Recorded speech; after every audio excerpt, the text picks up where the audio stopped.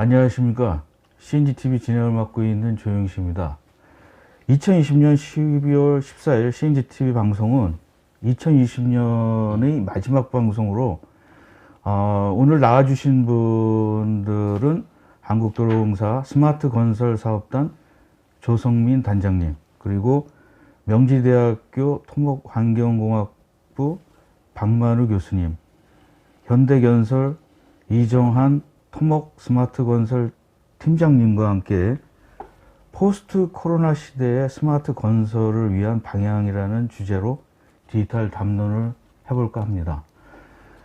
오늘 세 분 어렵게 나와주셨는데 사실 스마트 건설이라는 부분, 우리가 VIM도 많이 했고 스마트 건설이라는 부분들은 아마 좀 처음 소개가 되는 것 같아요. 그래서 오늘 세 분 나와주셔서 감사드리고요. 좀 한 분 한 분 좀 소개를 부탁드리겠습니다. 예, 저 한국도로공사에서 스마트 건설 사업단을 맡고 있는 조성민입니다. 예, 명지대학교 토목환경공학과의 박만우입니다.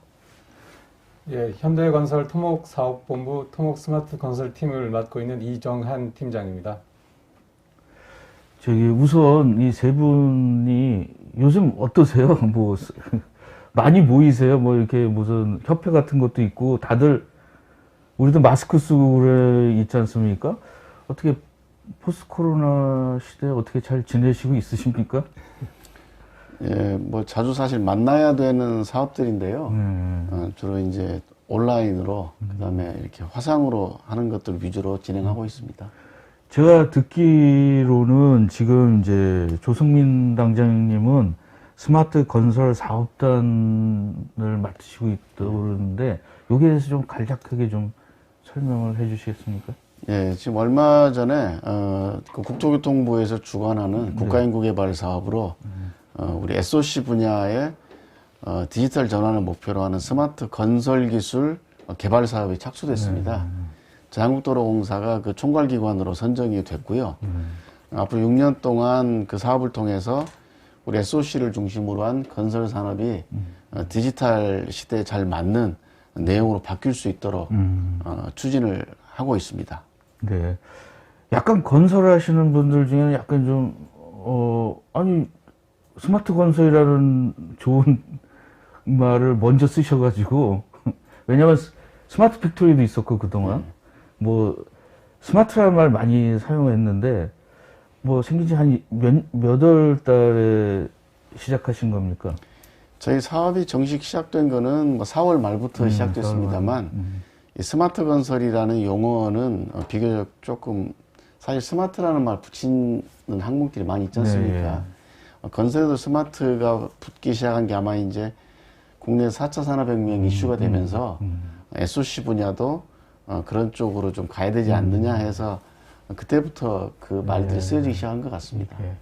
좀 늦은 편이네요. 다른 데에 비해서. 다른 데는 한 7, 8년이나 뭐 5년 뭐 이렇게 시작을 했었는데. 네, 사실 좀 이따 말씀드릴 수 있을지 모르겠습니다만, 이 SOC 분야가 이 스마트, 그러니까 디지털화 수준이 사실 그렇게 높지 않은 게 현실입니다. 그래서 기존의 방식으로도 충분히 사업 추진이 가능했기 때문에 그러한데 지금이 상당히 큰 변화가 와 있다고 볼 수 있겠습니다. 네, 오늘 그러면은 조성민 단장님께서 이제 첫 번째로 좀 발표를 해주시죠. 예, 제가 지금 소위 포스트 코로나 시대를 대비해야 되는데요. 스마트 건설의 방향에 대해서 간략하게 말씀을 드리겠습니다. 여러분들 잘 아시는 것처럼 지금 주변이 다 디지털로 이렇게 가득 차 있습니다. 어떻게 보면 이미 포스트 디지털 시대다 이렇게 이야기를 할 수가 있습니다. 뭐 인공지능 스피커도 주변에 있고요. 자율주행, 그다음에 뭐 드론을 이용한 여러 가지 서비스들, 그 병원에서도 쓰고 있고 협동 로봇, 아까 그 조 박사님께서 말씀해 주신 스마트 팩토리, 최근에 이제 이 악센추어라는 데서 예상한 걸 보면은요, 포스트 디지털 시대를 이끌 수 있는 다크라는 기술들이 이렇게 열거되고 있습니다. 이 블록체인으로 대표되는 분산원장 기술, 인공지능, 그다음에 AR이나 VR을 뛰어넘는 확장현실, 그다음에 양자 컴퓨팅. 그리고 최근에 이제 기술 트렌드들 다시 보면은 개인, 즉 나의 경험들, 그다음에 나에게 어떤 영향을 주는지에 대한 관점. 그다음에 이런 스마트한 것들이 너무 많아지다 보니까 그것도 어떻게 정리해서 방향을 잡아야 될 건가. 그다음 모든 것에다 로봇 기술이 쓰입니다. 이걸 통해서 혁신을 해야 된다라는 그게 큰 트렌드로 자리 잡고 있는 것 같습니다. 근데 이제 올해 여러분들 잘 아시는 것처럼 이 코로나 바이러스로 인해서 어마어마한 변화가 지금 생기고 있죠. 이미 아는 것처럼 많은 문제도 있지만 또 한편으로 보면 이런 코로나 바이러스가 초래한 디지털화의 가속화, 이것들은 또 우리 인류에게 주어진 또 다른 어떤 변화의 계기가 되고 있다, 이렇게 생각이 됩니다. 자, 우리 한국 건설 산업을 보면 사실 지금 작년 같은 경우도 건설 투자액이 국가 GDP의 15% 정도에 달합니다. 취업자 수도 많고요. 또 취업 유발률 상당히 많습니다. 많은 분들이 잘 모르실 수도 있지만 지난 10년 동안의 수출액, 수주액과 같은 개념으로 본다면 이 건설 분야에 해외에서 벌어온 수주액은 반도체나 조선을 능가하고 있습니다. 반면에 이제 단위 시간당 노동 생산성이 지금 선진국들의 약 3분의 1 정도에 불과하다고 지적을 받고 있습니다. 또한 국내 건설 기업들, 상위 기업들의 영업 이익률도 상당히 낮습니다. 그렇게 하다 보니까 세계 이제 그 엔지니어링 시장이라고 할 수 있는 설계 시장 점유율이 2% 남짓밖에 안 되는 그런 문제점들, 이게 우리 지금 건설 산업의 양적 성장이 정체되어 있다, 이렇게 지적들 하고 있습니다. 자, 이런 어려움에 처한 건설 산업이 앞으로도 과연 지속 가능할 것인가, 이러한 문제점으로부터 우리 건설 산업의 디지털 전환이나 스마트 건설이 시작된 배경이다, 이렇게 말씀드릴 수가 있습니다. 특히 이제 근래 소위 4차 산업혁명이라는 키워드들이 이제 생활국고 자리하게 되면서 그런 것들을 어떻게 건설 산업에 활용할 것인가. 또 반면에 이 건설 산업을 산업별로 보면 디지털화 수준이 가장 낮게 평가가 되고 있습니다. 심지어는 농업이나 수산업보다 디지털화가 안 돼 있다라는 것들이 여러 보고서들에서 지적이 되고 있습니다. 이러한 차원에서 디지털 기술들을 활용을 해서 건설 산업이 어떻게 바뀌어가야 되는가, 그렇게 해서 이 사업들이 진행이 되고 있다고 보시면 되겠습니다. 이거 제가 이제 한번 정리해 본 그래프인데요. 좀 복잡해 보입니다. 밑에는 이제 연도가 되어 있고, 이게 이제 구글에서 전 세계 사람들, 우리나라 사람들 포함을 해서 검색을 한 것들을 키워드별로 분류를 해 본 겁니다. 그림에서 이제 노란색으로 보이는 게 4차 산업혁명에 대한 검색 순위입니다. 그 밑에 빨간색이 영어로 4차 산업혁명을 검색한 건데요. 이게 이제 검색이 늘어난 때가 보면 세계 경제 포럼에서 4차 산업혁명이 이제 언급된 그때가 되겠습니다. 특이하게 이제 노란색이 굉장히 올라가는 때가 보면 우리 19대 대통령 선거가 시작될 때 각 후보들의 공약에 이런 디지털 기술, 4차 산업혁명이 언급되면서 관심이 갑자기 늘었습니다. 하지만 이제 그 뒤로 지금 점점 이렇게 감소해서 좀 떨어져가는, 수렴하는 상태를 보실 수가 있겠고요. 이에 비해서 이제 독일에서부터 비롯된 인더스트리 4.0, 상당히 높은 수준을 보이고 있고, 특히 이제 이 파란색으로 보이는 게 디지털 전환에 대한 겁니다. 꾸준히 관심이 올라가 있는 걸 볼 수가 있습니다. 그래서 4차 산업혁명이라는 거를 개별 산업에서 받아들였을 때 그 의미는 그 해당 산업의 디지털 전환을 의미한다, 이렇게 포괄적으로 말씀드릴 수가 있을 것 같습니다.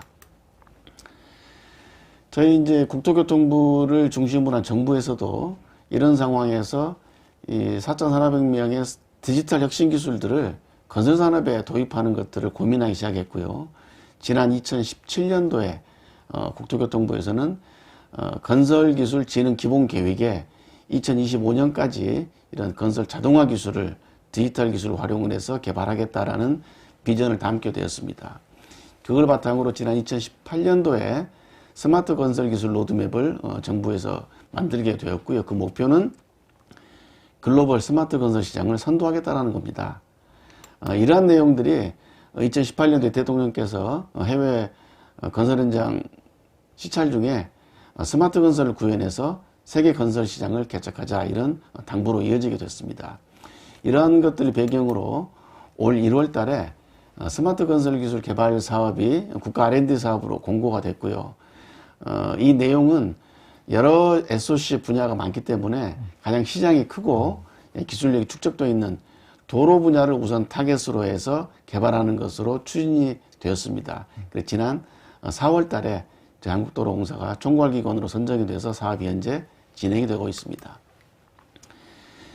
비슷한 맥락에서 지금 정부에서는 부처를 불문하고 이 엔지니어링, 특히 건설 엔지니어링을 혁신해서 국가 경제라든지 산업 발전에 기여를 해야 되겠다라는 내용들이 추진이 되고 있습니다. 이 내용들 하나씩 뜯어보면 결국은 스마트한 엔지니어링이 되겠고, 그 내용은 우리 산업의 디지털 전환입니다. 그래서 그 배경에 디지털 혁신 기술들이 자리하고 있다, 이렇게 말씀드릴 수가 있습니다. 이렇게 이제 올 4월부터 정부의 스마트 건설 기술 개발 사업이 추진이 됐고요. 올해부터 2025년까지 약 6년 동안 정부 출연금 포함으로 약 2천억 원 정도의 R&D 예산이 투입됩니다. 우리 국토교통연구개발 사업 중에서 처음으로 예비 타당성 조사를 통과한 사업이 되겠습니다. 이 사업은 4대 중점 분야, 총 12개 세부 과제로 구성이 되어 있습니다. 첫 번째 분야는 건설 기계, 건설 장비의 관제를 통해서 토공, 땅을 깎고 쌓고 하는 것들입니다. 그런 공정을 자동화하고, 그 다음에 건설 사업이 진행되는 지형이나 공간 정보를 디지털화해서 초정밀 디지털 지도를 만드는 겁니다. 3개 과제가 분포되어 있고요. 두 번째 중점 분야는 건설 산업의 제조업의 특성을 반영하는 겁니다. 프리팹이라고 해서 미리 만들어진 부재를 마치 레고 블럭 조립하듯이 조립식으로 시공하겠다는 개념입니다. 그러한 개념에 입각해서 도로 구조물을 설계하고 제작하고 운반하고 시공하는 것들을 자동화하고, 이 과정에서 부재들의 품질 관리를 잘하는 기술들을 개발하는 것이 되겠고, 여기에 이제 BIM 기술들이 가장 기본 기술로 적용이 되겠습니다. 세 번째 중점 분야는 안전과 관련된 겁니다. 요새 안전에 대한 관심들이 많으신데요. 이 안전에 대한 통합 관제, 그 다음에 현장에서 작업자들의 개별적인 컨트롤이나 어떤 모니터링을 통해서 안전을 확보하는 기술들, 그리고 사고에 취약한 임시구조물들, 가설구조물이 주로 해당되겠는데, 그 임시구조물에 대한 안전 확보하는 기술을 개발하는 겁니다. 네 번째는 이 앞에서 말씀드린 3가지 중점 분야들은 개별적으로 진행될 수 있는데, 이런 것들을 묶어서 진정한 스마트 건설이 되도록 통합적인 데이터 관점에서 클라우드 기반의 플랫폼을 활용을 해서 관리가 이루어지고, 데이터가 움직여서 디지털 트윈을 바탕으로 가상 건설이라든지 나중에 그 해당 시설물들의 운영 유지 관리까지 데이터를 넘겨주는 그런 기술들을 개발하는 것이 네 번째 중점 분야가 되겠습니다. 그 목표를, 정부에서 세운 목표는 이렇습니다. 아까 제가 건설산업의 위기라고 말씀드렸는데요. 생산성을 올리고, 그 다음에 공사기간을 지금보다 좀 더 줄이고, 무엇보다 지금 건설산업이 산재 사망사고 최다 업종입니다.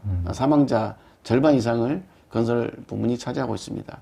이러한 제휴를 현재 줄이고, 또 현재 다른 산업보다 가장 낮은 수준인 디지털화 수준을 올리는 것을 목표로 하고 있기 때문에 그림에서 보시는 것처럼 일석사조의 목표를 세우고 있다. 이런 것들이 목표지만, 이걸 통해 궁극적으로 우리가 하고자 하는 거는 과거에 여러분들 우리 건설을 통해서 중동시장 진출해서 우리 국가경제에 큰 초석이 됐던 걸 알고 계실 겁니다. 세계 시장을 다시 한번 진출해서 우리 건설기업들이 성장하는 계기를 만드는 겁니다. 최근에 이제 인도의 한 그 기관에서 예측한 바에 따르면 세계 BIM 시장이 현재 8조 원 수준인데 2015년이 되면 거의 연평균 17% 이상 성장을 해서 22조 원에 육박할 것이다, 이렇게 예측된 바도 있습니다.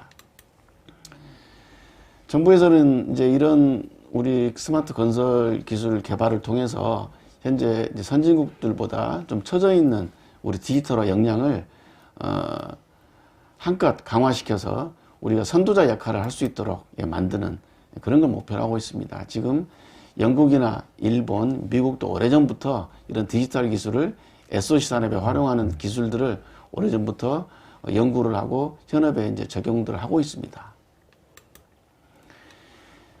이 아까 제가 말씀드린 4개 중점 분야를 이제 그림으로 이렇게 표현한 겁니다. 그 첫 번째는 어쨌든 이 토공과 관련된 결국 많은 장비들을 이용하게 되는데 그 장비들을 원격으로 또는 무인화하는 기술들을 포함을 하고 있고요. 또 공간 정보를 디지털 정보로 만들어서 아주 그 정밀한 수치 지도를 만드는 내용이 포함되어 있습니다.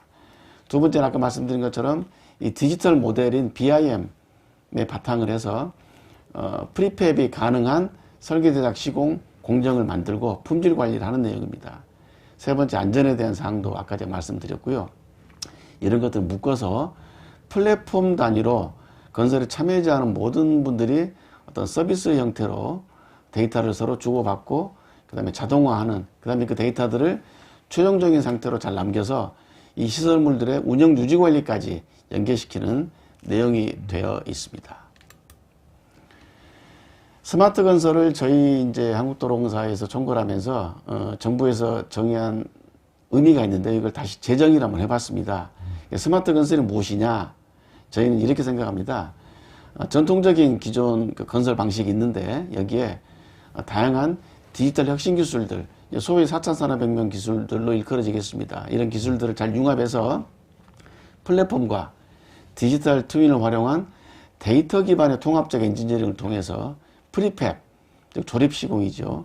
그다음에 건설 장비와 시공의 자동화, 로보틱스 기술이 들어가 될 겁니다. 프리콘 등으로 대표되는 가상 건설, 시뮬레이션, 안전관제 등을 구현함으로써 건설의 모든 단계, 그러니까 설계에서부터 시공, 유지관리까지 포함한 그 모든 단계에서의 디지털 전환을 도모해서 생산성과 안전성을 향상시키는 방식이다. 이렇게 정의할 수가 있습니다. 그 요소 기술들을 보면은 왼쪽에 이제 파란 그 박스에 들어가 있는데요. 디지털 지도를 만드는 매핑, 그 다음에 BIM 등으로 대표되는 디지털 설계, 그 다음에 로봇 기술을 활용하는 것들, 그 다음에 제조업의 특성을 반영한 프리팹, 무엇보다 이제 이 디지털 설계를 바탕으로 만들어지는 디지털 트윈, 그리고 이런 것들이 디지털 플랫폼을 바탕으로 움직여야 되겠다. 여기에 인공지능이라든지 가상현실, 증강현실 기술들, 사물인터넷, 그 다음에 통신 네트워크 기술들이 결합이 돼서 산업을 디지털로 바꿀 수 있어야 되겠고, 이렇게 됐을 때 더 이상 현장에서 종이가 필요 없는 디지털 건설이 가능할 것이고요. 시공뿐만 아니라 운영 유지 관리, 즉 O&M까지 이어지는 소위 7차원 건설이 가능해질 것이다. 또한 프리팹 기반으로 건설 산업이 제조업으로 변모하는 그런 계기가 만들어지게 되겠고, 이걸 바탕으로 이제 건설 관리 특성에 있어서도 프로젝트 통합 발주 방식의 발주들이 이루어지고 한다면은 우리 건설 산업이 더 이상 어떤 파이프라인식 선형적인 산업 체계가 아니라 네트워크 효과가 충분히 반영되는 플랫폼 사업으로 바뀔 수 있겠다. 그렇게 될 경우에는 포스트 코로나에 지금 정부에서도 디지털 뉴딜을 추진하고 있습니다만 SOC 디지털화 견인이 되는 중요한 동력이 될 것으로 생각이 됩니다.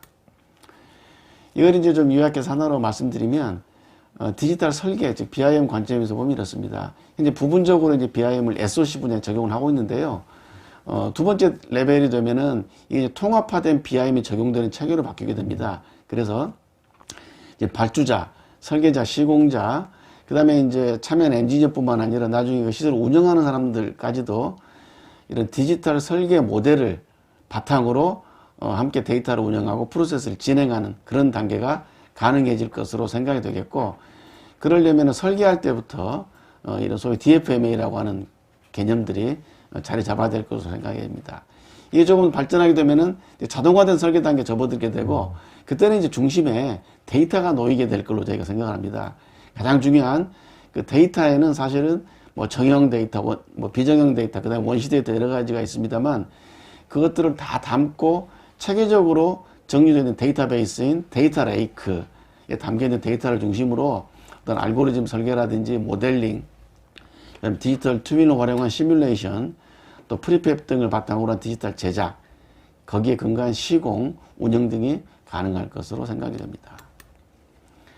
표가 좀 복잡합니다만 저희 한국도로공사가 생각하고 있는 스마트 건설의 모습입니다. 가운데 파랗게 놓여있는 데이터 레이크에 들어와 있는 디지털 데이터들을 바탕으로 해서 이걸 품고 있는 플랫폼에서 조사, 설계, 그 다음에 프리콘, 그 다음에 가상건설, 제작, 시공, 운영, 유지관리 이르기까지 일관된 데이터를 연결한 서비스가 가능하도록 해서 이 결과들이 바깥에 있는 건설 참여자들 외에도 스타트업을 포함한 일반 국민들과 공유가 되고, 또 이제 스마트 시티가 크게 또 추진되고 있습니다. 스마트 시티와도 플랫폼 단위에서 데이터를 주고받으면서 SOC의 포괄적인 디지털화를 이끄는 데 기여할 것으로 생각이 되고, 이런 것들이 뭐 이를테면 K-컨스트럭션이라는 어떤 브랜드와 또 패키지화된 기술로 잘 축적이 돼서 우리 기업들이 이것들을 가지고 글로벌 스마트 시장에 진출할 수 있는 토대를 만드는 것이 저희의 목표입니다. 마지막으로 제한국도로공사에서는 이제 SOC 분야에서는 처음으로 지난 2019년도에 종이 도면을 만들지 않고 설계라는 전면 BIM을 도입한 바가 있고요.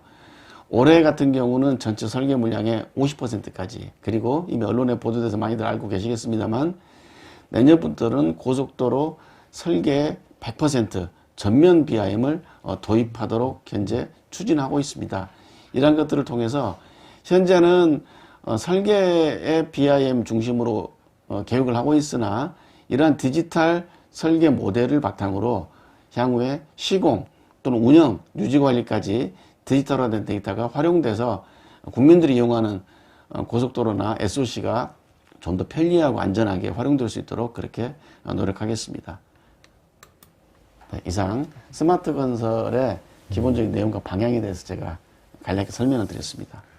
예, 굉장히 그 야심찬 커다란 건데 간략하게 잘 설명을 해주셨어요. 그래서 뭐 더 자세히 알고 싶으신 분들은 나중에 이제 자료를 하면서 공부를 하셔야 될 것 같고, 예, 그 다음에 다음 발표 일단 해주시죠.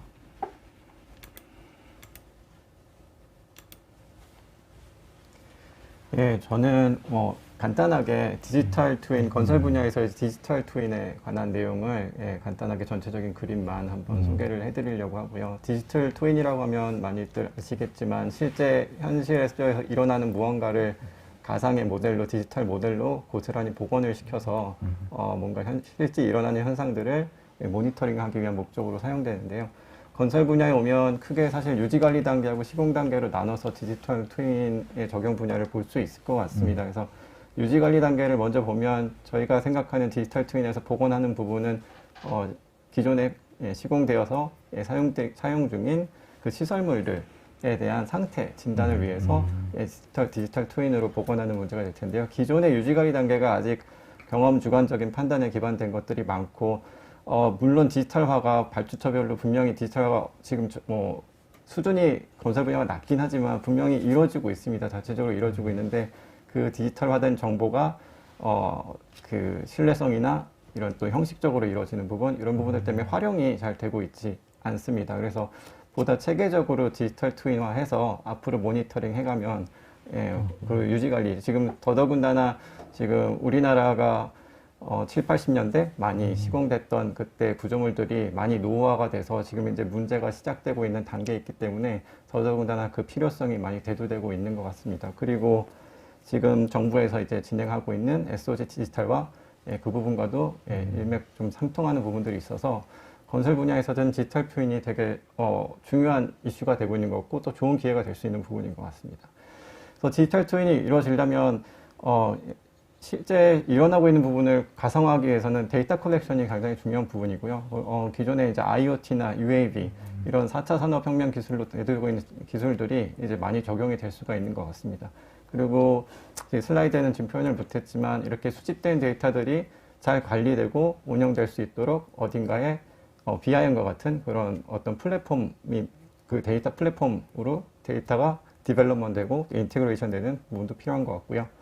또 그걸 또 기반으로 그런 환경을 또 갖춰주는 클라우딩 컴퓨팅이나 엣지 컴퓨팅도 또 필요한 부분인 것 같습니다. 또 그렇게 수집된 데이터들, 관리되고 있는 데이터들로 어쨌든 저희가 뭔가 구조물의 상태를 진단하기 위해서 하는 거니까요. 그런 진단 상태를 평가하기 위해서 AI 기술이나 빅데이터 기술들이 활용될 수 있을 것 같고요. 또 그런 정보들, 데이터들, 수집된 정보들, 그러니까 수집된 데이터들, 또 새로 생성된 정보들, 이런 것들을 사용자, 관리자가 직관적으로 보고 판단할 수 있게끔 AR이나 VR 같은 기술로 정보 시각화하는 부분들이 또 필요한 기술들인 것 같습니다. 요거는 이제 저희가 실제적으로 최근에 도로공사하고 함께 진행됐던 유지관리 플랫폼 과제 이제 전체적인 그림 프레임워크인데요. 실제 현재 시공되어 있는 구조물들은 사실 도면도 제대로 찾기 어려운 부분들도 있고 3D 모델은 당연히 없습니다. 그래서 3D 모델 기반으로 일단은 데이터를, 유지관리 데이터를 축적해 가자라는 차원에서 기존의 구조물들을 3차원으로 빠르게 복원할 수 있는 기술, 그러니까 생성할 수 있는 부분. 예, 근데 유지관리 단계이기 때문에 아주 상세한, 시공 단계처럼 아주 상세한 레벨의 그런 LOD의 모델은 아니고요. 유지관리 목적에만 맞게끔 간단한 모델링을 자동으로 생성하는 부분이 있었고요. 그 모델에서 이 과제에서는 외관 조사 결과만을 초점을 맞췄기 때문에 각 모델의 그 외부 면들에 대한 데이터를 뽑고 드론으로 스캐닝을 하고 드론으로 스캐닝된 스캐닝 결과와 또 사진 데이터로 뽑은 외관 손상 결과들을 자동으로 이런 면들에 축적해가는, 그래서 이력들을 계속 볼 수 있게끔 하는 거, 그 다음에 그런 데이터들을 현장 나갔을 때 현장 관리자가 AR을 통해서 직접 확인하고 새로운 데이터를 만들 수 있는 그런 부분들이 있었고요. 시공 단계로 오면 단순히 구조물의 상태뿐만이 아니라 그 상태보다는 시공 과정 중이기 때문에 시공되는 과정에 대한 디지털 트윈에 초점을 둘 수 있을 것 같아요. 그래서 현장에 투입되는 자원들, 인력이나 장비들, 그리고 자재들이 어느 위치에서 어떻게 작업되고 있는지를 복원하는 과정이 필요할 것 같고요. 그래서 드론 뭐 당연히 있겠지만 장비, 인력들에게 부착돼서 사용될 수 있는 또 IoT 기술들이 많이 활용돼야 될 것 같고요. 그 외에 뭐 AI 기술, 빅데이터 기술이 활용되는 거는 앞에 유지관리 단계에서하고 사실 마찬가지 부분인 것 같습니다. 그래서 뭔가 구조물이 아니라 실제로 진행되고 있는 현장을 그 옵사이트에서 쉽게 판단할 수 있는 거, 그리고 그렇게 축적된 정보들을 온사이트에서도 쉽게 접근하고 활용될 수 있는 부분, 이런 게 시공 단계에서 추진되고 있는, 그리고 아까 단장님께서 말씀하신 저희 이제 과제에 또 포함되어 있는 내용이기도 합니다. 저는 이것으로 뭐 트렌드는 디지털 트윈인데 이제 그 전체적인 기술들은 좀 이해가 되는데, 우리가 아까 말씀하신 것처럼 한 80년대에 엄청나게 건설을 많이 했지 않습니까?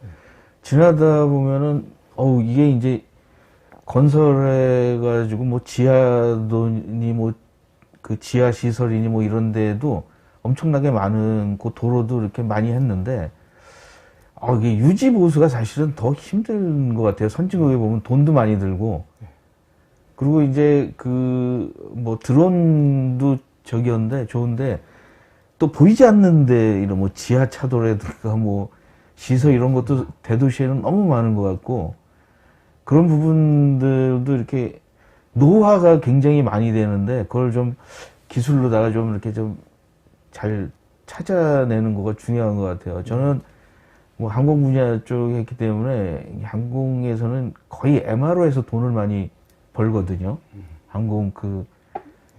그래서 이제 뭐 거기에서 항공기에는 수명이 없다. MRO를 잘하면 100년 된 비행기도 날아다닐 수 있다. 이런 식으로 해가지고 엄청나게 투자를 많이 했는데, 이 뭐 건설이나 뭐 이런 부분들은 그렇게 돈을 효율을 굉장히 많이 따져야 될 것 같아요.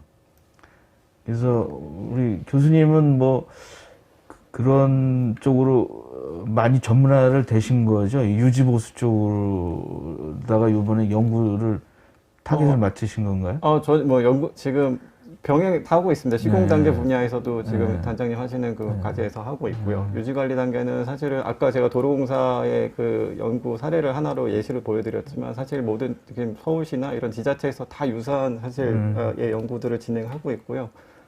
다른 발주처들도 마찬가지고요. 그래서. 근데 이제 뭐 단장님이 이제 뭐 발표해 주신 거는 너무 좋아요. 근데 막상 일하는 분들이 보면은 옛날에 도면도 없지, 빅데이터를 해야 된다고 그러는데, 뭐 사실 빅데이터를 많이 얘기를 하지만 그 데이터를 집어넣는 거나 그 다음에 뭐 시공 시뮬레이션 이런 걸 하거나 VIM도 제일 힘든 부분이 이걸 넣어주는 사람들이 저항이 많지 않을까, 그런 것들을, 인간적인 면들이 좀 그동안 이제 한 10년 가까이, 10몇 년 동안도 굉장히 이게 어려웠던 부분들이 건축이나 뭐 이런 데도 그 사람들이 잘 안 받아들이려고 그러고, 그래서 하여튼 뭐 그 나름대로 장점은 있어요. 이 건설하는 부분들이 앞에 부분들에 다 그 실패를 뭐 여러 가지 시행착오가 많았겠고 이제는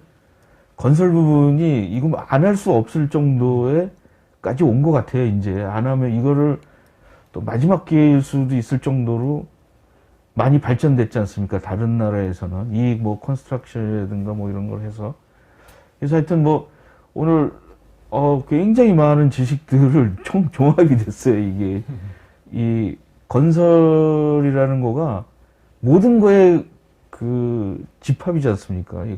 결정체지 않습니까? 모든 기술이 다 들어가야 되지 않을까 이런 생각이 들었는데 잘 들었습니다. 예. 또 다음에 한번 발표를 해주시죠.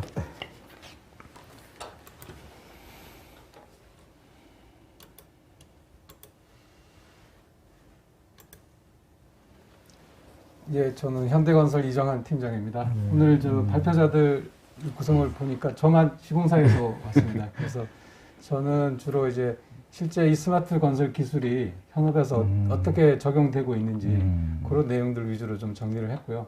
그 중에서도 제가 제일 잘 알고 있고 또 지금 적극적으로 스마트 건설 기술을 도입하고 있는 저희 현대건설의 사례에 대해서 말씀을 드리겠습니다. 먼저 저희 현대건설에서 추진하고 있는 스마트 건설의 지향점은 제조업 기술과 그 ICT 융복합 기술을 접목해서 건설 생산성을 향상시키겠다는 것입니다. 그래서 온사이트 컨스트럭션의 현장 시공 방식을 오프사이트 컨스트럭션의 공장 생산 방식으로 바꾸고 또 대규모 현장 인력이 동원되는 노동 집약적인 현장 관리를 그 ICT 장비라든지 무인화 장비 그리고 신공법 신자재 개발을 통한 차별화 기술을 통해서 생산성을 높이고 품질을 개선하고 안전사고를 예방하는 것이 저희 현대건설의 스마트 건설의 지향점이라고 할 수가 있겠습니다. 저희 현대건설 토목사업본부에서는 지난 2010년부터 사업본부 내에 3D BIM TFT를 구성해서 BIM 업무를 착수한 바 있고요. 2011년도에는 아마 BIM 하시는 분들은 잘 아시겠지만 건축사업본부에서 카타르 국립박물관 BIM을 수행한 바 있습니다. 그리고 2014년도는 쿠웨이트 셰이크 자베르 코즈웨이 BIM을 수행을 했고 또 2017년도 이때가 한창 그 4차 산업혁명 붐이 일었었던 때인데 그때 인프라 첨단 기술 융합 TFT를 구성해서 4차 산업혁명 기술 활용 로드맵을 수립하고 지금까지 진행해 오고 있습니다. 그리고 2020년 금년 초에는 회사 내부적으로 향후에 이제 스마트 건설 기술이 우리 건설 산업에 큰 변화와 혁신을 가져올 것이라고 예상을 하고 사업본부별로 스마트 건설 전담 조직을 신설을 했습니다. 그래서 제가 지금 몸담고 있는 토목 스마트 건설팀, 건축 주택 스마트 건설팀, 그리고 플랜트 쪽은 AW 모듈러 추진 TFT를 구성해서 지금 이 업무를 진행하고 있습니다. 그리고 추가적으로 이런 기술들을 실제로 이제 현장에 적용하기 위해서 금년 초부터 저희들은 그 혁신 현장, 파일럿 현장을 운영을 하고 있습니다. 그래서 스마트 터널, 스마트 도로, 스마트 교량 크게 세 가지 분야로 나누어서 금년 초부터 운영하고 있고 각각 공종에 맞는 그런 기술들을 이제 분류를 하고 그래서 이 기술들을 지금 현재 금년 초부터 적용을 하고 있고요. 또 생산성 분석을 위해서 계속 지속적으로 노력하고 있습니다. 4차 산업혁명이 향후에 건설업의 그 패러다임을 어떻게 바꿀 것인지 간략하게 좀 정리를 해봤는데요. 일단 그 스마트 건설 기술은 4차 산업혁명 기술하고 관련이 많습니다. 그래서 이런 기술들을 이제 도입하게 되면은 지금 현재 그 자동화가 힘든 건설업이 자동화가 비교적 용이한 이제 제조업화 된다고 할 수 있을 것 같은데, 근데 이 정도 변화로는 지금 기존의 이제 파이프라인 비즈니스의 틀을 벗어날 수는 없을 것 같습니다. 그래서 단기적으로는 이 스마트 건설을 활성화하고 건설 생산성을 올리고 또 안전사고 예방하는 데 추진을 집중을 해야겠지만 장기적으로는 이 디지털 아까 조성민 박사님도 말씀하셨지만 디지털 정보 기반의 플랫폼 비즈니스를 구축해야 될 것 같습니다. 아파트의 예를 든다고 하면요. 지금 현재는 이 스마트 홈이라고 하는 것이 그 아파트의 설비라든지 가전을 제어하고 또 그런 생활 정보를 그 공유하는 정도에 그치고 있습니다. 그래서 그 아파트의 성능을 높이는 데 주안점을 두고 있는데 이제 향후에는 그런데 그칠 것이 아니고 그 실제로 거주자, 주거자하고 서비스, 예를 들면 뭐 교육이라든지 의료라든지 뭐 그런 서비스의 제공자들과 직접 연결을 해서 그런 그 정보들을 축적하고 또 활용할 수 있는 그런 플랫폼을 구축하는 것이 필요하다고 생각이 됩니다. 그래서 지금 우리들이 이제 스마트 시티, 스마트 홈을 실제로 건설사에서 많이 한다고 생각을 하고 계시는데 실제로 지금 현재 들여다보시면은 IT 기업들이 많이 하고 있습니다. 그래서 향후에는 이런 건설업이 주도로 해서 이 플랫폼 비즈니스를 영위할 수 있도록 진행을 해야 되지 않겠는가 이렇게 생각하고 있습니다. 포스트 코로나 시대에 그 건설업이 어떻게 변할 것인지 거기에 대해서 좀 정리를 해봤고요. 여기 보시면 이 사진은 현대건설 싱가포르 핑거3 항만 현장입니다. 그래서 지금까지는 그 케이스 내 방수제를 도포할 때 이렇게 지금 크레인을 타고 사람이 직접 가서 도포를 했는데요. 지금 최근에는 이제 기계 장치를 활용해서 무인 도포하는 식으로 작업을 하고 있고, 그래서 인력 작업을 최소화하고 작업 밀도를 최소화하는 방향으로 나가고 있습니다. 그래서 향후에는 아마 건설 현장들도 OSC라든지 PC 모듈러 기계화 시공이 확산될 것으로 생각이 됩니다. 그 외에도 디지털 기술을 활용하면 비대면 원격 현장 관제가 가능합니다. 이 사진은 저희 현대건설 별내선 309 지하철 현장인데요. 이 작업자가 이 스마트 글라스를 쓰고 작업 현장에 들어가면은 그 작업자가 보는 뷰가 이 사무실에서 같이 볼 수가 있습니다. 똑같이 볼 수 있기 때문에 본사에서 업무를 파악하고 지시를 할 수 있는 그런 장점이 있습니다. 그래서 지금 이제 포스트 코로나 시대에는 이런 식으로 비대면 온택트가 확산이 돼서 건설 산업의 디지털 전환이 가속화되지 않을까 이렇게 생각을 합니다. 여기서는 이제 스마트 건설 키워드 몇 가지를 좀 정리해 봤는데요. 그 중에서 이제 스마트 건설의 핵심이라고 할 수 있는 이제 BIM인데 뭐 내용 다 잘 아실 것 같습니다. 그래서 BIM은 이제 시각적으로 직관적으로 검토가 가능하기 때문에 발주처하고 협의할 때 신속하게 의사 결정이 가능하고, 근데 이 BIM 기술은 소수의 담당자만 알고 있어서는 이게 전파할 수가 없습니다. 그래서 BIM 기반 수행 체계를 확산하기 위해서는 그 전 직원들이 BIM에 대한 기본적인 소양이 있어야 되기 때문에 지금 저희 현대건설에서는 체계적으로 전 직원들이 기초적인 BIM 소프트웨어를 다룰 수 있도록 좀 교육을 실시를 하고 있습니다. 그리고 이 BIM 기술은 뭐 드론, 라이다, 그리고 VR, AR, 3D 프린팅, 4차 산업혁명 기술들의 기본이 되기 때문에 스마트 건설과 연계해서 활용 분야를 확장하는 데 도움을 줄 수가 있습니다. 다음은 건설 자동화 기술인데요. 크게 이제 MC, 머신 컨트롤 기술이 있고 MG, 머신 가이던스 기술이 있습니다. 둘 다 이제 건설 자동화 기술들인데 이 기술들을 이제 토공 작업에 적용을 하게 되면은 측량 인원이 필요가 없습니다. 그래서 이게 안전하게 작업을 할 수 있고, 또 수중 작업도 잠수사가 필요 없이 그 모니터만 보면서 할 수 있기 때문에 작업 속도라든지 효율이 상당히 증가됩니다. 그래서 실제로 저희 이 방글라데시 현장에서 이렇게 적용해서 상당히 많은 생산성 향상 효과를 본 경험이 있습니다. 그리고 오시공이라든지 재작업이 감소하기 때문에 품질 향상에 큰 도움이 되는 그런 기술입니다. 다음은 빅데이터 AI 기술인데요. 저희 현대건설은 과거 10년 동안 축적되어 있는 그 안전재해라든지 사고 정보에 대한 약 3,900만 건의 빅데이터를 이용해서 그 작업 당일날 그 작업자에게 그 재해 안전 정보를 선제적으로 제공함으로써 안전 관리가 가능할 수 있는 지금 AI 시스템을 운영하고 있습니다. 그래서 이 빅데이터 AI 연구를 통해서 데이터 기반의 의사결정 체계 확산이 가능할 것으로 생각을 합니다. 스마트 안전은 뭐 아까 말씀하셨지만 지금 건설 산업에서 타 산업 대비 재해율이 월등히 높습니다. 그래서 이 스마트 기술을 활용해서 안전을 높일 필요가 있는데요. 예를 들면 이제 건설 자동화 장비를 써서 장비가 단독 작업을 함으로써 안전성을 높일 수가 있고, IoT, AI, CCTV로 실시간 안전 관리가 가능합니다. 그리고 BIM 기반으로 VR을 이용해서 이 처음 하는 신규 작업자들에게 이 미리 어떤 작업이 벌어질 건지 보여줄 수가 있습니다. 그리고 조금 전에 말씀드린 빅데이터 AI를 이용해서 위험성 평가를 하게 되면은 다중 안전 체계 수립이 가능하기 때문에 안전성 높이는 데 큰 도움이 됩니다. 다음은 국내 건설업계 현실에 대해서 간략하게 좀 정리를 해봤는데요. 첫 번째는 BIM 발주 조건 구체화입니다. 지금 현재 세계적으로 BIM 기술이 상당히 좀 발전되어 있다고 하는 곳이 이제 싱가포르라고 다들 알고 있는데요. 그래서 싱가포르 사례를 좀 정리를 해봤습니다. 싱가포르에서는 BIM을 발주를 할 때 키퍼슨의 요구 조건을 상당히 구체적으로 명시하고 있습니다. 경력을 구체화하고 또 현장 상주할 것을 의무를 하고 있고, 또 소프트웨어도 호환성을 확보할 수 있도록 어떤 소프트웨어를 쓰라고 이렇게 지정을 하고 있습니다.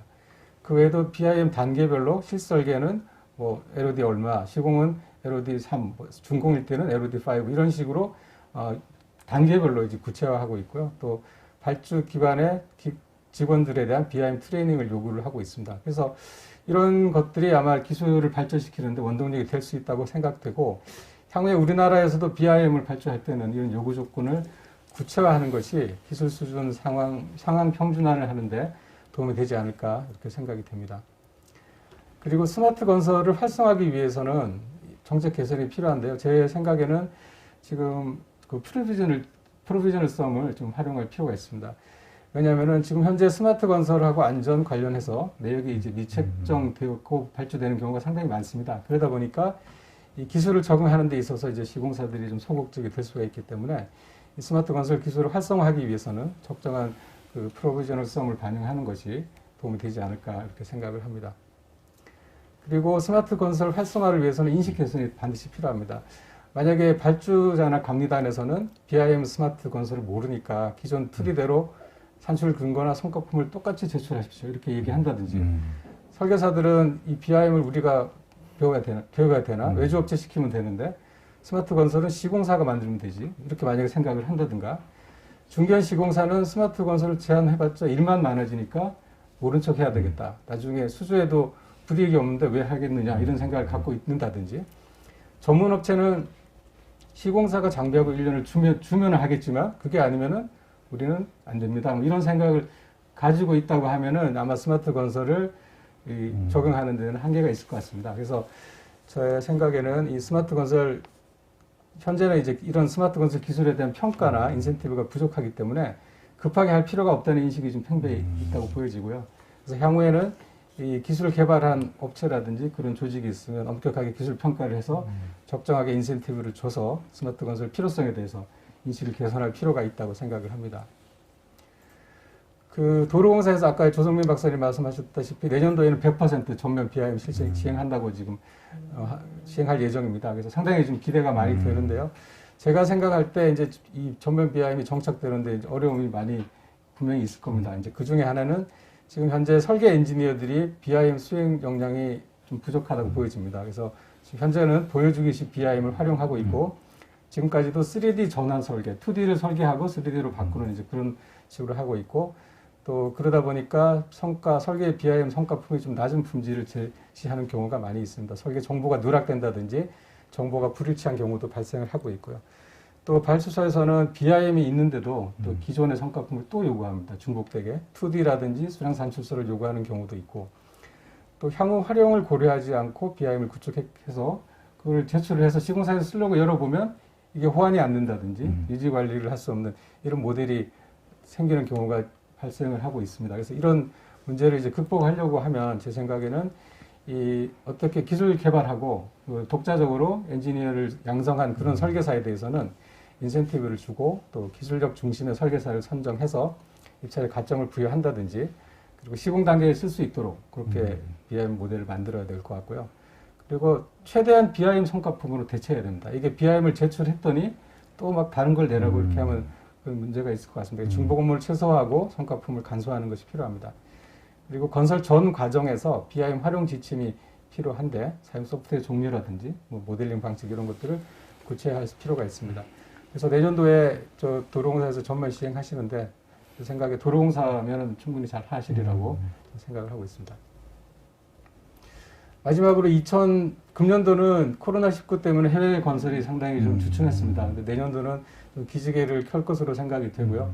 지금 우리가 이렇게 스마트 건설 적용 확대하는 이유 중에 하나가 해외 시장에 진출하기 위해서라고 생각이 됩니다. 그래서 지금 K 컨스트럭션이라고 이제 도로공사에서 명칭을 정하셨는데, 우리 국내 건설 회사들의 뛰어난 역량, 그리고 IT 강국인 우리나라의 첨단 ICT 기술을 기반으로 해서 세계 시장 진출을 확대를 해야 될 것 같습니다.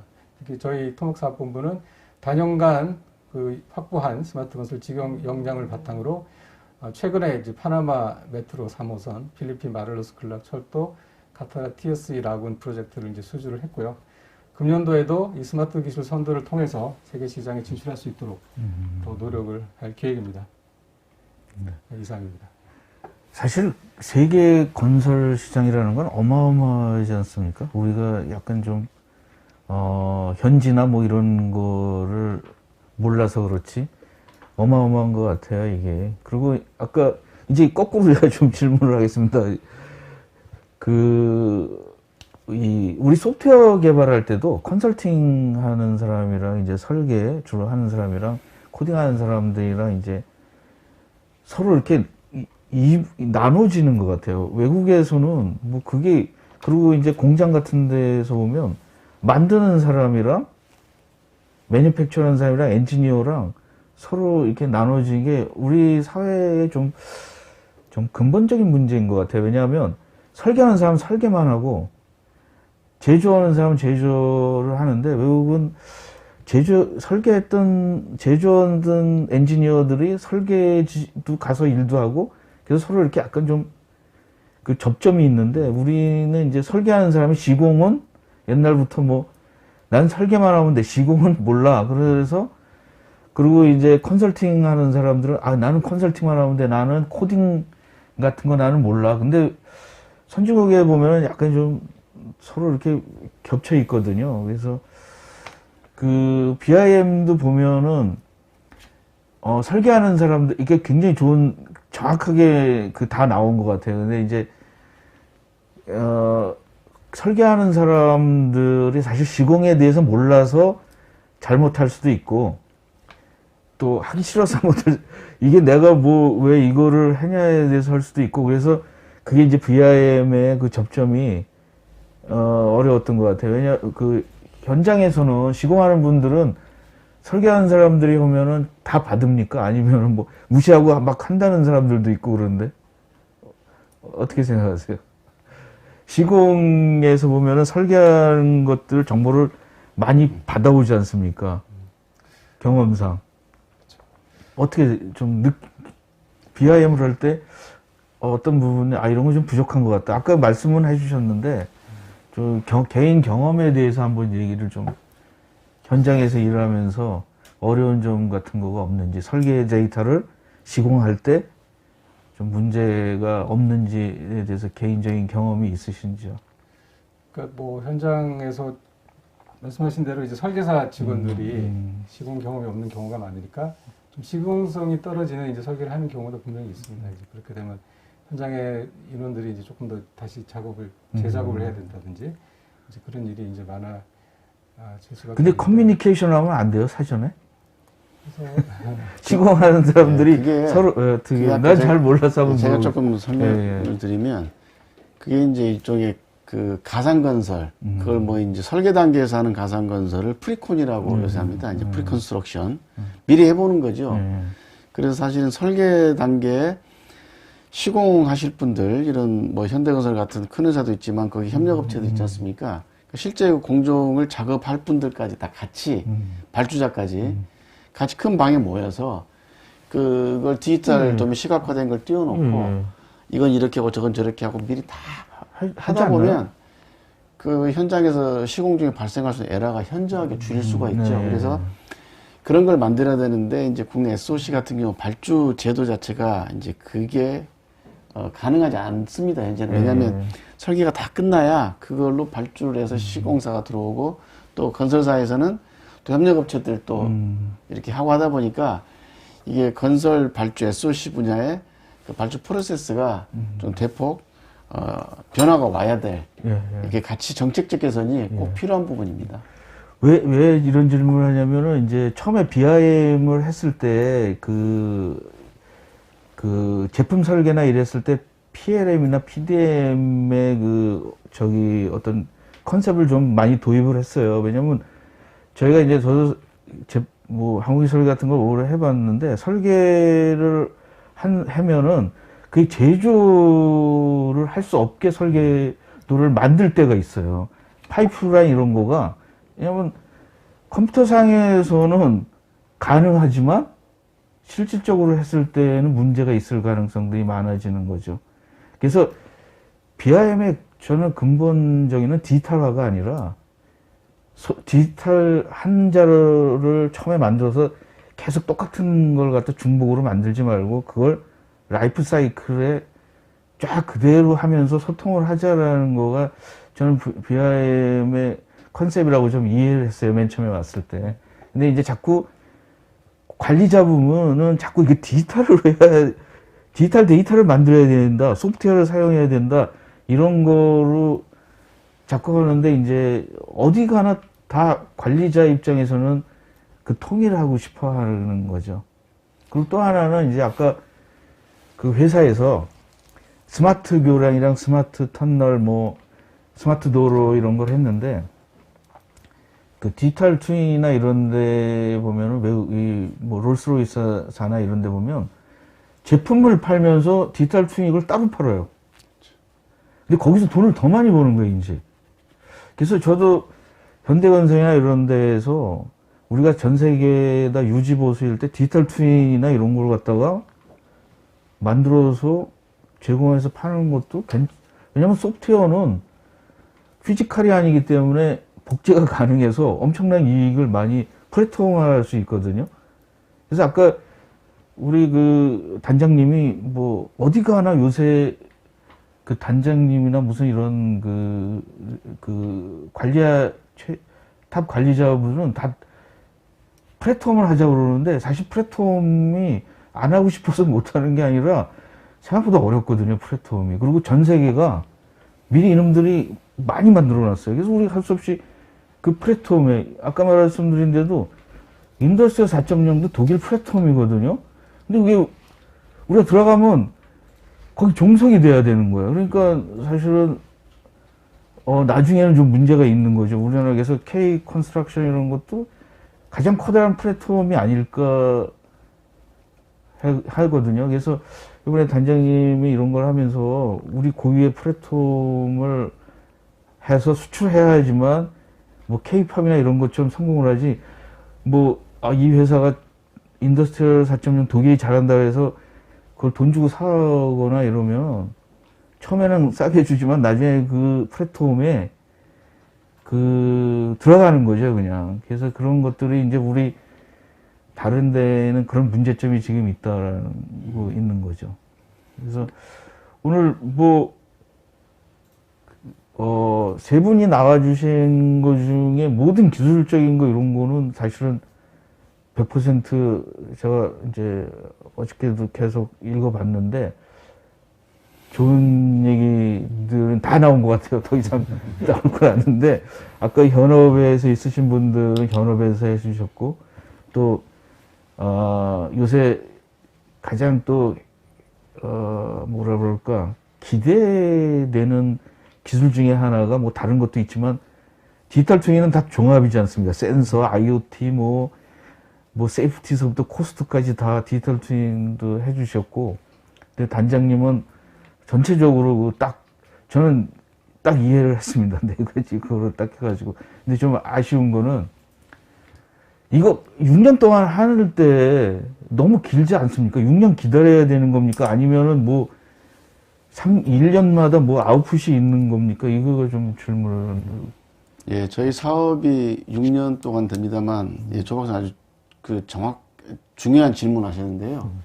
저희도 이게 6년 동안 R&D를 해서 6년 뒤에 결과를 내면은, 그건 이미 그때 쓸 수 없는 기술일 것이다. 이렇게 생각하고 있습니다. 그래서 사실은 이게 우리가 새로운 기술보다 기존에 있는 기술들을 잘 묶어서 현장에 쓰일 수 있도록 하는 계기를 만드는 게 중요하기 때문에 저희 12개 과제로 이루어져 있습니다만 저희 연구진들이 이미 이제 거기에 대해서는 생각을 같이 하고 있는데요. 실현 가능한 기술들을 빨리빨리 정리를 해서 단계별로 계속 현장에 쓰일 수 있도록 그렇게 해서 실제 산업계의 목소리에 귀를 기울여서 우리 산업계에서 요구하고 필요로 하는 디지털 기술들이 그렇게 가야 이 R&D도 지속 가능성이 있을 것이다. 예, 그렇게 생각합니다. 그리고 이제 단장님께서는 저도 이런 그 프로젝트 마스터 PM을 몇 개 해봤거든요. 근데 제일 힘든 게 또 사람 관리고, 그 다음에 프로젝트 관리도 이게 우리나라가 프로젝트 관리를 잘 못해요. 그래서 처음에 제가 COC 개발할 때 제가 이제 IT PM이었는데 외국 사람이 야, 니네들은 실패할 가능성이 많아 그러더라고. 왜 그러냐 그랬더니 얘네들의 부족한 게 프로젝트 매니저랑 시스템 엔지니어의 개념이 없다라는 거죠. 종합적으로다가. 그래서 이제 단장님은 하나하나 보는 게 아니라 전체를 다 봐야 되는 거고, 또 거기 연구진들이 여러들이 있을 거지 않습니까? 근데 전에 제가 어떤 데도 심사를 했는데, 요새는 막 1년 동안에 뭐 심사해가지고 막 탈락도 시키고 그런 거 있습니까? 예, 있는 것 지금도 같은데? 뭐 그렇게 제도는 돼 있어서 되게 힘들더라고요. 빡빡하더라고요, 이제는. 저희가 이제 어차피 사람이 하는 일이지 않습니까? 네. 근데 이제 그 성실하게도 해야 되지만 그 팀워크를 잘 이루고 네. 또 기술 발전 속도가 워낙 빠르고 빠르고, 바깥의 예. 환경 변화가 급변하고 있기 때문에 그런 것들을 감안해서 목표도 계속 수정을 하고요. 그래서 수정돼서 그때 아까 말씀드린 것처럼 현장에 쓸 수 있는 기술들을 네. 빨리빨리 현장에 내보내서 검증도 해서 쓸 수 있도록 만들어주고 네. 그런 걸 하는데 같이 혼연일체가 돼야 되겠다.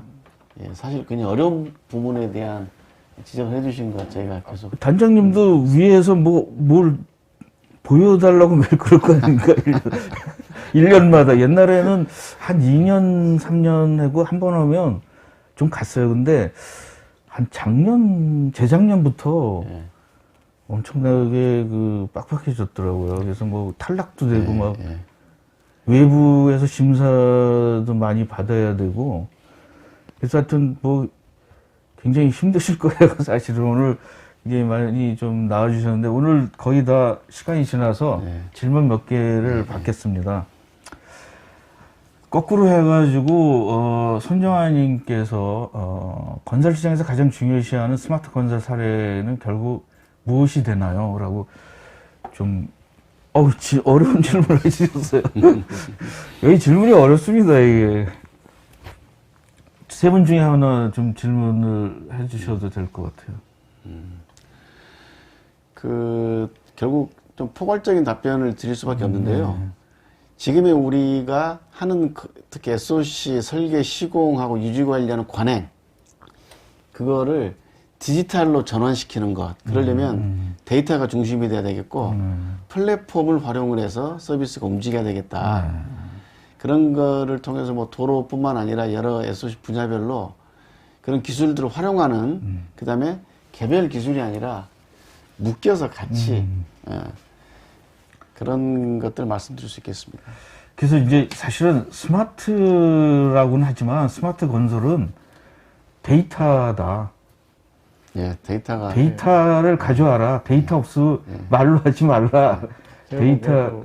크게 디지털화가 가장 메인인 것 같고요. 그쵸. 예, 그 다음에 하나가 아까 이제 그 부장님 말씀하실 때 나왔지만 오프사이트 컨스트럭션 해서 현장에서 인력을 좀 최소화하고 인력이 또 부족한 그런 현재 시점도 있고 그래서 그 디지털화와 오프사이트 컨스트럭션 이렇게 두 개로 좀 볼 수 있지 않을까. 예, 알겠습니다. 그 다음에 김일이라는 분은 BIM으로 작업하는 설계사의 설계비에 대한 적당한 대가가 있어야 제대로 높은 BIM 설계가 되겠습니다. 이거는 계속 나오는 얘기 있습니다. 근데 비용은 예전과 동일한데 업무만 늘어나서 설계 수준에 이거는 왜 잘 안 됩니까, 왜? 저거는 제가 조금 답변 드려야 될 것 같은데요. 예, 지금 현실을 굉장히 잘 반영하신 말씀입니다. 지금 사실 들었습니다. 그런데 그냥 대부분 저게 이제 중복 업무를 하게 되거든요. 기존에 뭔가 있고 그거를 전환해서 BIM을 한다거나 그 다음에 기존에 2D 설계를 하면서 BIM을 병행해서 하는 것들이 현재 대부분입니다.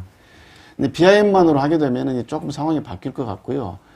지금 과도기이기 때문에 저희도 BIM 설계하는 데 있어서는 일정 정도 그 대가에 플러스를 지금 제도에는 넣고 있습니다. 그래서 현재 대가에 대한 작업들 엔지니어링 협회에서도 진행을 하고 있고요.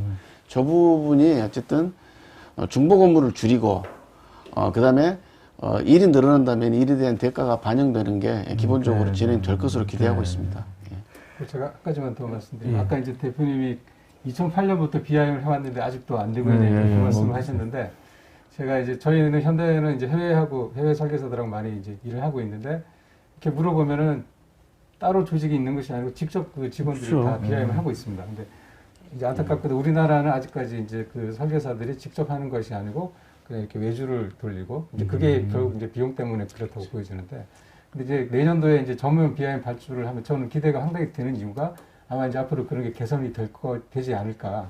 이렇게 기대하고 있습니다. 저 회사들은 이제 큰 회사이기 때문에 이제 뭐 삼성항공이나 이런 데에서 보잉에다 뭘 발주나 이런 걸 하면 보잉에서 와서 오디터를 하는데 IT 시스템이나 뭐 이런 거, BIM이나 뭐 이런 걸 안 쓰면 굉장히 감점을 줘요. 예. 그러니까 회사에서 어쩔 수 없이 해야 되는, 그냥 법으로 다 너 하지 않으면 너 안 돼 뭐 이게 아니라 그 회사 차원에서 무슨 어떤 그 발주의 양액을 줄인다든가 뭐 이런데 그러면은 다 할 것 같아요. 이건 뭐 사업에 대해서 사장님이 기회를 이루는 거를 싫어하는 사장님들은 없을 것 같거든요. 그 다음에 이제 마지막 질문이 되겠습니다. 최강성 님이 스마트홈 부분에서 건설사 자체 플랫폼을 가지고 여러 솔루션을 통합하기 힘들어 보이는데 IT 기업이나 홈 네트워크 전문 업체가 아닌 건설업체가 주도적으로 가지고 선도해 나갈 수 있는 구체적인 방법은 뭐가 있을까요? 이것도 좀, 이 질문들이 좀 어렵습니다. 왜냐하면 현업에 있으신 분이기 때문에 자기가 고민을 그렇죠. 한 거를 올려서 좀 까다롭습니다, 이게. 유진아 팀장님이. 예, 상당히 좋은 질문이고 또 어려운 질문 같습니다. 근데 사실은 정답이 있으면 아마 벌써 다 했을 겁니다. 시공사들이 하고 있을 텐데 지금 이제 못하고 있는 이유 중에 하나가 이제 아이디어는 있지만 정확하게 구체적인 그런 사례를 찾기 힘들어서 이제 그런 것 같고요. 그래서 지속적으로 이제 찾아 나가야 될 것 같고 최근에 요즘 뭐 다방이라든지 직방 이런 플랫폼 사업들이 좀 네. 나오고 있지 않습니까? 이제 그런 식으로 좀 그런 사업 아이템들을 좀 찾아 나가서 고민을 해봐야 될 것 같습니다. 제가 하나 더 말씀드리면 저게 되려면 우리 건설 도메인의 건설 산업에 종사하는 엔지니어 분들 스스로가 저 역량을 키워야 됩니다. 우리가 방관하고 있을 때 그 시장을 앞으로 네이버나 구글이 건설을 안 한다는 보장이 없습니다. 그래서 우리 스스로 역량을 키워서 스스로가 리드해 나가고 우리 것들을 뭐 영역을 지키자는 게 아니라 협력을 해서 우리가 엔지니어링이 가야 될 기본 방향들 그게 중요하기 때문에 미국에서도 그런 엔지니어들에게 디지털 기술의 역량을 갖도록 특히 요새 코로나 때문에 재택근무 같은 거 할 때 그걸 많이 강조를 하고 있습니다. 제가 마지막으로 이제 우리 단장님한테 질문을 드리겠습니다. 이 단장님이 사실은 그 동네 그 분야에서 이제 뭐 IT나 뭐 디지털 이런 거를 많이 하셨기 때문에 이 단장님을 해주신 것 같아요. 그래서 아마 아까 발표하신 거 보니까 굉장히 많이 이제 그 건설뿐만 아니라 그 디지털 트랜스포메이션에 대해서 개념이 확고하신 것 같아요. 근데 이제 요새는 이제 새롭게는 앞으로의 시대에는 약간 뭐 이렇게 사업단장님도 그 사업 안에 있는 사람뿐만 아니라 대외적으로도 이렇게 좀 소통이 돼야 되지 않습니까? 뭐 옛날에는 그런 게 없었는데 요즘에는 뭐 소통의 시대지 않습니까? 뭐 고객과도 되고 뭐 그 사업체들 가지고 그런 어떤 소통을 뭐 하는 거에 대해서는 좀 계획을 가지고 있으십니까? 좀 이렇게 뭐라 그러나 커스터머라고 그래야 되나? 뭐 일반 내 단 바깥에 있는 소통. 예. 사실 저희 한국도로공사가 뭐 연구를 전문으로 한 기관이 아님에도 이런 국가랜드 사업을 제가 총괄하게 됐던 거는 저희가 이제 이 SOC의 한 주요 발주자로서 사실 발주자가 기술이 되면 최종 소비자입니다. 소비자 역할을 하면서 어떤 기술들이 필요할까라는 거를 지금까지는 사실 조금 관심 안 가져왔어요. 그것들 적극적으로 우리가 필요로 하는 것들을 결국은 그런 것들은 산업계하고 저희랑 같이 일하는 분들하고의 말씀의 소통입니다. 근데 이제 제가 소통이 잘 되려면 우리를 비워야 됩니다. 그래서 다른 분들이 이야기하는 거를 담아 넣을 수 있는 공간을 만들어줘야 되거든요. 저희가 아까 그 디지털 공유도 말씀하셨지만 결국은 디지털화가 그걸 많이 촉진할 것이고 저희가 이제 산업계의 목소리, 그 다음에 전문가들, 그 다음에 외국에서는 어떻게 하고 있는지 지금 코로나 때문에 제한이 있지만 그걸 다양한 그 방식들을 개발을 해서 의견을 듣고 또 기술을 보여주고 저희가 사업단이 이제 6월 달에 만들어졌습니다만 제가 벌써 26번 정도를 스마트 건설 선도자 세미나를 자체적으로 계속 해오고 있습니다. 스타트업부터 어떤 게 있구나 듣고 또 거기는 우리는 어떻게 해가야 될까 목소리를 많이 듣고 특히 저 산업계 스타트업들 그렇게 고민하는 것들을 저희가 함께 풀어나가도록 그렇게 노력하겠습니다. 네. 좋은 말씀 해주셨고, 그래서 저도 이제 나와주셨으니까 또 언제 한 번 더 좀 성과를 가지고 한 번 또 나와줘서 아까 말씀하신 것처럼 저는 스타트업, 아니 굉장히 딱딱한 그 건설 업계도 스타트업 건설 업계라고 말씀해 주시니까 굉장히 좀 참신입니다, 이게 사실은. 그래서 한 번 더 세 분 제가 초대를 해서 그다음에 그동안 거를 좀 한번 알아보도록 하겠습니다. 그래서 지켜봐 주셨으면 좋겠습니다. 오늘 방송은 여기까지 하겠습니다. 오늘 시청해 주셔서 감사드립니다. 네. 고맙습니다. 감사합니다.